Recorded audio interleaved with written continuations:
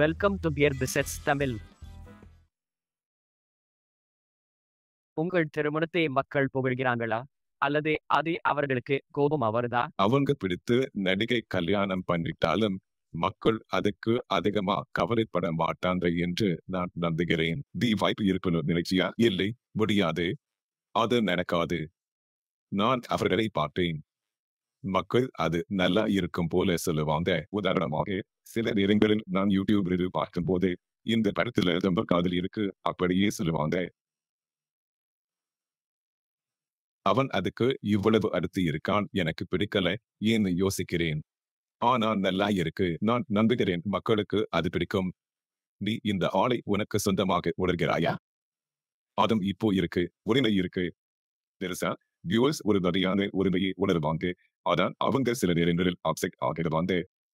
உதாரணமாக, யாரோ உன்னை புகைப்படம் எடுக்க விரும்பினால் அந்த நேரத்தில் நீ நல்லா இல்லைன்னு நீ நினைத்தால், ஆனா நான் ஏன் ஒரு பிக்சர் எடுக்க முடியல திடீரென்று நீ அவர்கள் லைஃப்ல இருக்க?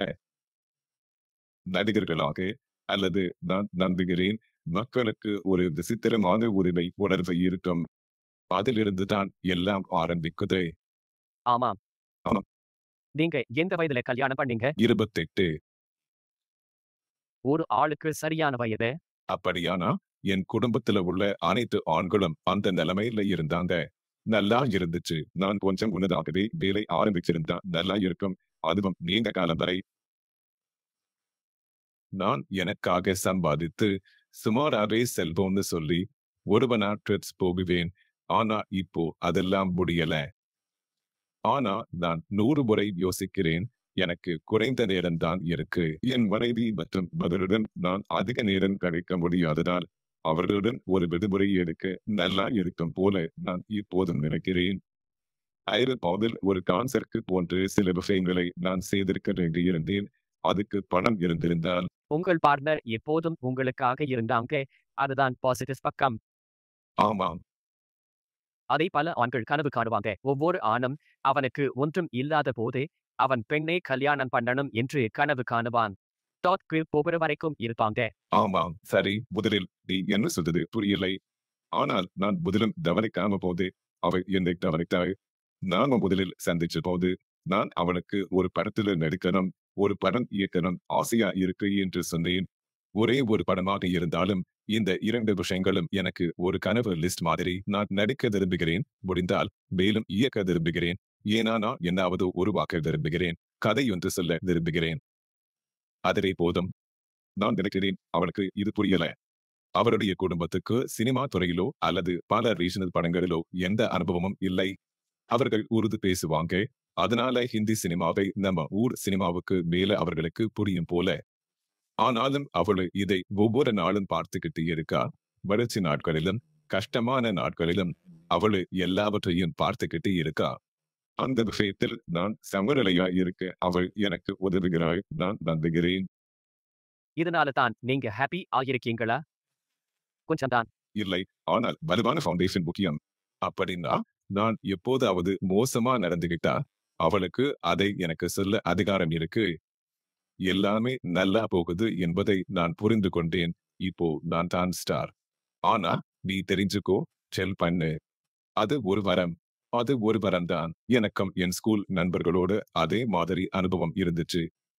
அவங்க எல்லாரையும் மாதிரி தான் என்னையும் பார்த்தாங்க.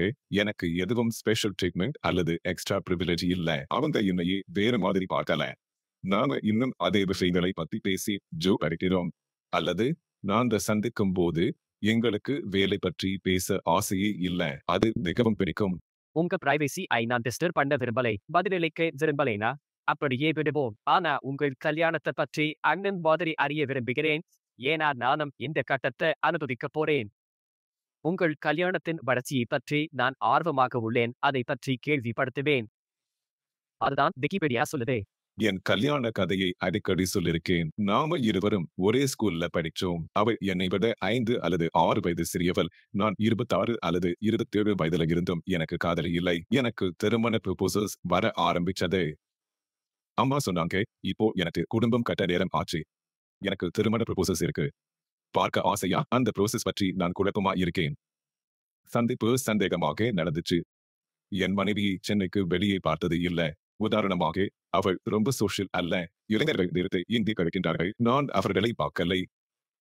ஆனா பலரும் அவளை பற்றி எனக்கு மேலும் மேலும் பேசிக்கொண்டே இருந்தாங்க. அப்படியா? நீ அவளை நினைவுபடுகிறாயா? அமால், உன் ஸ்கூல் ஜூனியர். அவங்க எங்களுக்கு இடையே ஏதாவது கெமிஸ்ட்ரி இருக்கலாம் என்று நினைத்து நாங்க ஏன் சந்திக்கவில்லை என்று யோசிச்சுட்டு இருந்தாங்க. அப்படின்னா அவளை அடிக்கடி பார்க்க ஆரம்பிச்சப்போ ஒரு வாரத்துல 3 முறை பார்த்தேன். எனக்கும் 3 எண்ணுக்கும் ஒரு வகையான கனெக்ஷன் இருக்கு. சில டைம்ஸ் நான் ஒரு மூவி ஆஃபர் ரிஜெக்ட் பண்ணுவேன். ஆனா அது பின்னாடி எனக்கு வரும். நான் அதை ஏற்க மாட்டேன். ஒரு ஆய்வு எனக்கு பல முறை வரும்போது நான் ஏதோ மிஸ் பண்ணிருக்கேன் போல இருக்கு. மற்றவர்களுக்கு அதுல ஏதோ பொட்டன்ஷியல் தெரியும். அதனால நான் அதை பின்தொடரணும். இதுவரை அவளை வெளியில் பார்த்ததில்லை. ஆனால் இப்போ அவளை அடிக்கடி பார்க்கிறேன். இது ஒரு சைன் ஆகலாம். நான் அவங்களுக்கு ரீச் அவுட் பண்ணணும் போல. 2000களின் ஆரம்பத்தில அந்த காலத்து Facebook மெசேஜஸ் அனுப்பினேன். ஹாய், நீ என்னை பள்ளியில் நினைவுபடுத்த முடியுமா என்று தெரியல. எனக்கு நிறைய திருமண முன்மொழிவுகள் வருது. உனக்கும் உன் வீட்டிலேயே அதே மாதிரி நிலைமை இருக்கும் என்று நான் உறுதியாக நினைக்கிறேன். நீ ஒரு உறவில் இல்லையா? ஏதாவது இல்லையா என்றால் ஒரு காஃபி குடிக்க விரும்பினால் குறைந்தபட்சம் நாம ஒன்று வருவோமா என்று பார்ப்போம். மீட்டிங் நல்லா போகலைன்னா உன் ஸ்கூல் சீனியருடன் காஃபி குடிச்சது போல எடுத்துக்கோ. அவளு கொஞ்சம் நாட்கள் ரெஸ்பாண்ட் பண்ணல. நான் ஏதாவது தப்பு பண்ணிட்டேனா என்று யோசிக்க ஆரம்பிச்சேன். நான் தெரியாத ஒருவரை புண்படுத்திட்டேனா? அவள் அன்பாக பதில் சொன்னா. அவளுக்கு ஓகே என்று மீட் பண்ணலாம்னு சொன்னால் நாம இருவரும் சந்திக்க போறோம்னு எங்க அம்மா அப்பாக்கு சொன்னோம். அப்புறம் செட் ஆகுதுன்னு பார்த்தோம். அவங்க உங்க மனைவியாக இருக்கும்னு எப்படி தெரிஞ்சது? எனக்கு தெரியலை. அதுவரை நான் டேட் பண்ணிய, சந்தித்த அல்லது அறிந்த யாரையாவது என் நண்பர்களுடன் நண்பராக இருக்கலாம் என்று நினைத்துக் கொண்டிருந்தேன். அல்லது நாம அனைவரும் ஹேங் அவுட் பண்ணுவோம். நான் அவர்களை வீட்டில பார்க்கலை. என் குடும்பம், அதுல என் பெரிய குடும்பமும் இல்லாம ஒரு வாழ்க்கையை நான் கற்பனை கூட செய்ய முடியல. நாங்க ரொம்ப நெருங்கியவங்களா இருக்கோம். அதுவே எங்களுக்குள்ள பலன். அவனை பார்த்தபோது ஒரு கனவு உணர்ந்தேன். உங்கனால அந்த ஃபீலிங் சொல்ல முடியாது. அவள் என் வாழ்க்கையும் குடும்பத்தையும் ஒரு பார்ட் ஆகலாம் போல உணர்ந்தேன். அது எனக்கு யாருடனும் அப்படி தோணல. காலம் போகும்போது உறவு எப்படி மாறுது? எனக்கு மிக நீண்ட உறவு 4 வருஷம்தான். எனக்கு தெரியலை. ஆமாம். மேலும் நாங்க கல்யாணம் பண்ணும்போது அவள் மிகவும் இளமையாக இருந்தா. அவளுக்கு 23 வயசு இருக்கும். அவள் காலம் போக போக க்ரோ ஆகிட்டா. அது ஒரு வட்டமாக சுற்றும் போல. எனக்கு 30 வயசு ஆகும்போது ஒரு ஆளை சந்தித்தேன். புதிய கேரியரை ஆரம்பிச்சேன். இரண்டையும் சமமாக நிலைப்படுத்த முயற்சித்தேன். ஹனிமூன் முடிஞ்சு வந்ததும் உடனே ஒரு படத்துல வேலைக்கு போயிட்டேன். என் கல்யாணத்துக்கு பிறகுதான் என் 2ஆம் படம் ஆரம்பிச்சேன். நமக்கு பாரம்பரிய காதல் காலம் இல்லையே. சந்திச்சு 6 மாதங்களுக்கு பிறகு கல்யாணம் பண்ணிட்டோம். எங்க குடும்பம் எங்களுக்கு ஒரு குறிப்பிட்ட அளவுக்கு மட்டுமே டிராவல் பண்ண அனுமதி கொடுத்தது. நமக்கு சேர்ந்து வெகேஷன் போக முடியல. அதாவது முக்கியமாக காடி குடிக்க சந்திப்பது அல்லது ஒருங்குடன் படம் பார்ப்பது போல. அப்படியாக நாங்க கல்யாணம் பண்ணிட்டோம். உடனே புரிஞ்சுக்கிட்டோம் எங்களுக்கு என்ன வேண்டுமானாலும் பண்ணலாம் போல. ஆனா அதுதான் நான் என் கரியர் ஆரம்பிச்ச நேரம். அப்படியானால் நாம ஒன்றும் சேர்ந்து இருக்கு அல்லது நேரம் கழிக்க ஒவ்வொரு வாய்ப்பும் மிகவும் முக்கியமானதுதான். அது நமக்கு உதவியது போல இருக்கு. அப்படின்னா நம்ம முழு திருமணமும் ஒரு லாங் டிஸ்டன்ஸ் ரிலேஷன்ஷிப் தான் போல இருக்கு. இது 2 சூழலுக்கும் சரியானது. கஷ்டப்படணும். ஆனா சிறிய விஷயங்களையும் அப்ரிஷியேட் பண்ண ஆரம்பிக்கணும். சரிதானா? வீட்டிலேயே இருந்து செல் பண்ணுவது, ஒரு மூவி பார்ப்பது அல்லது ஒன்றும் செய்யாமல் இருக்கிறது போன்றவையாக இருந்தாலும் சரி. அது முக்கியமா? நான் பண்ண முடியல. நான் எப்போதும் சூட்கேஸ்ல வாழ்ந்து ஹோட்டல்ஸ்ல தங்கிவிட்டேன் போல. நான் ஒரு ரெகுலர் ஜாப் இருந்து இப்போதும் வீட்டில் இருந்தால் எப்படி இருக்கும் என்று நான் சும்மா யோசிக்கலை. ஒருவேளை நான் அவளை மிகவும் கோபப்படுத்தி இருக்கலாம். ஆனா நான் எப்போதும் சுத்திக்கிட்டே இருக்கணும்னு நம்புகிறேன். ஒவ்வொரு வெற்றிகரமான ரிலேஷன்ஷிப்லயும் ஒருவர் நார்மல் இருந்தா மற்றொருவர் கிரேசி இருப்பாங்க. நான் தான் அந்த கிரேசி. உண்மையா? ஆமாம். நீங்க நல்ல பையன். அப்படின்னா அவளை யோசிச்சு பாரு. எனக்கு வெளியே போக பிடிக்கும். எனக்கு நண்பர்களுடன் இருக்க பிடிக்கும். அவங்களுடன் நேரம் கழிக்க ஆசையா இருக்கு. அவர்கள் வீட்டுக்கு வரணும்னு நான் ஆசைப்படுகிறேன். எனக்கு என் வீட்டில நிறைய பேர் இருக்கணும். அவள் ஆன்டி சோஷியல் இல்ல, ஆனால் அவளுக்கு சீக்கிரம் தூங்க பிடிக்கும். ஒரு சூழ்நிலை இருக்குடா. ஒருவர் 10 மணிக்கு தூங்க விரும்புவார்கள்.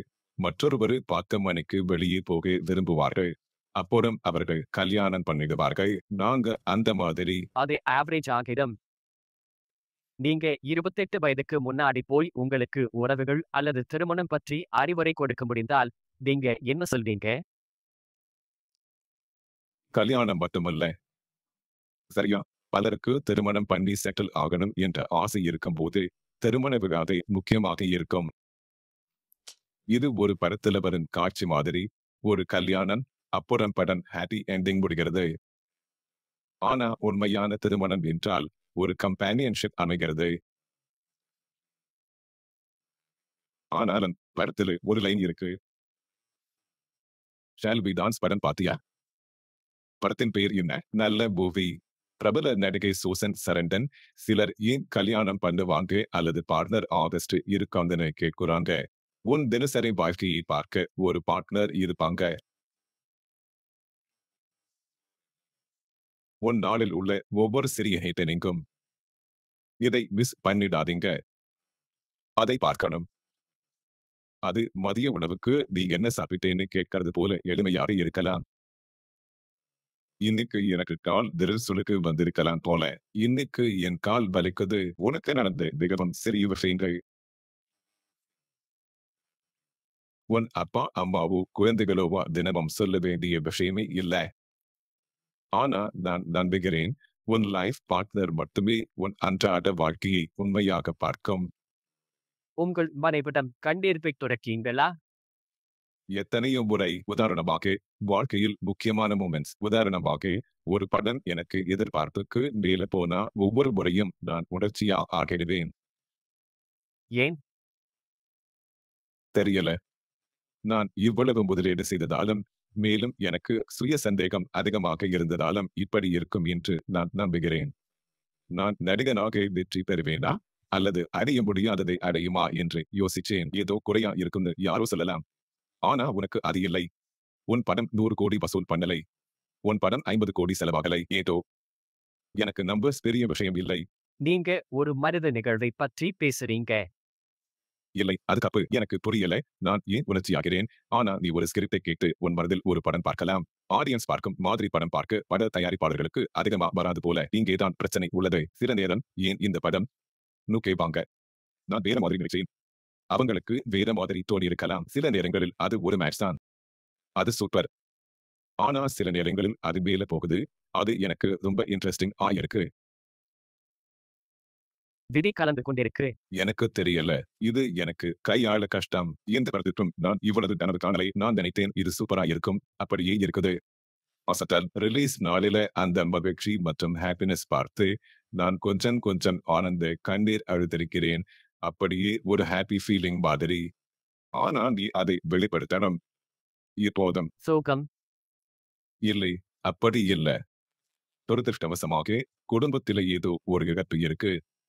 ஆனா அதுக்கு மேல வேற எந்த காரணமும் இல்ல. எனக்கு முதல் ஸ்டேட் அவார்டு வாங்கும் போது அது ஹாப்பி டியர்ஸ் இல்ல. நான் நிஜமாக அழுதேன். அது நல்லது. இந்த ஃபீலிங்ஸ் எக்ஸ்பிரஸ் பண்ணுவது நல்லது. ஆனா அவள் அதை பார்த்தா. கொடுத்து வச்சிருக்கீங்க. ஆமாம், நான் கொடுத்து வச்சவன். என் முன்னால உட்கார்ந்து இருக்கும் பேர்கள் ரொம்ப லக்கி. சில பேருக்கு அந்த அதிக 10% ஆசீர்வாதங்களை வச்சிருப்பாங்க. நான் உண்மையாகவே இதை சொல்கிறேன். நன்றி. அவர்கள் வாழ்க்கையை படிக்கும்போது, அவர்கள் வெற்றியடைந்தாலும் எவ்வளவு மோடஸ்டா இருக்கின்றார்கள் என்று பார்க்கும்போது, அவர்கள் அதுக்கு கிரெடிட் எடுக்கவில்லை என்று தெளிவாக உள்ளது. இன்னும் சுவாரஸ்யமான சந்தேகம் இருக்கு. சில நேரங்களில் கொஞ்சம் இருக்கும். நீ உன்னை மேலும் கடினமாக தள்ளணும்தா. நான் ரொம்ப கான்ஃபிடென்ட் ஆயிருந்தேனா என்று தெரியலை.